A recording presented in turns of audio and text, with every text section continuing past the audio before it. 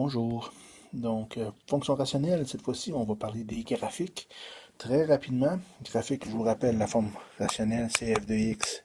Si je vais y aller à 4 paramètres, donc a, b, x moins h, plus k. Donc, ce qui va m'intéresser, c'est le rôle du a et du b pour savoir quelle orientation va avoir mon graphique.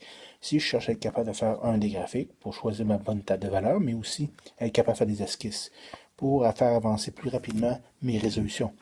Donc, si j'ai A plus grand que 0 puis B plus grand que 0, je vous rappelle que à ce moment-là, je me ramasse avec un graphique de ce type-là ici.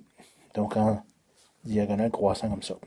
Si j'ai A plus grand que 0 puis B plus petit que 0, je vais avoir tout simplement, mon graphique va pivoter.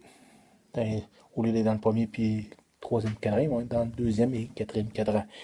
Ici, je suppose que mon HK c'est à 0, 0, mais ça se déplace, puis le graphique sensiblement est le même par rapport à ces asymptotes, peu importe le graphique est où.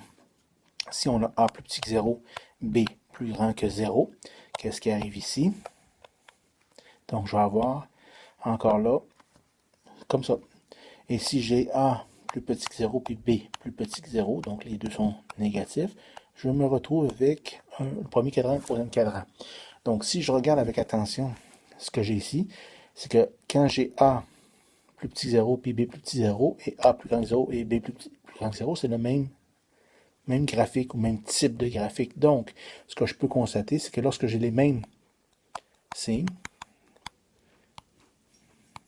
donc mon graphique va être du type premier cadran et troisième cadran. Tandis que si je regarde dans l'autre graphique, si j'ai des signes contraires ici, et puis ici, donc signe contraire, en tout cas. Donc je me ramasse ici à avoir du deuxième cadran, quatrième cadran. Donc c'est juste ça qu'il y a à retenir au niveau des graphiques. Ce qui est intéressant de savoir, c'est que mes asymptotes, je vous rappelle, c'est entre autres la division par 0. Donc il faut faire attention à ça, c'est une restriction. Puis voilà de quoi ça a l'air. Donc très rapidement, moi l'avantage de ça, c'est que je suis capable de voir visuellement très rapidement dans quel cadran qui vont être ces fameuses hyperboles-là, de façon à être capable de trouver, si j'ai besoin de les tracer, ben, je fais la table de valeurs. Très rapidement, je place mes points. Je vais choisir mes points en X comme il faut, que je vais être capable de calculer en Y. Et voilà.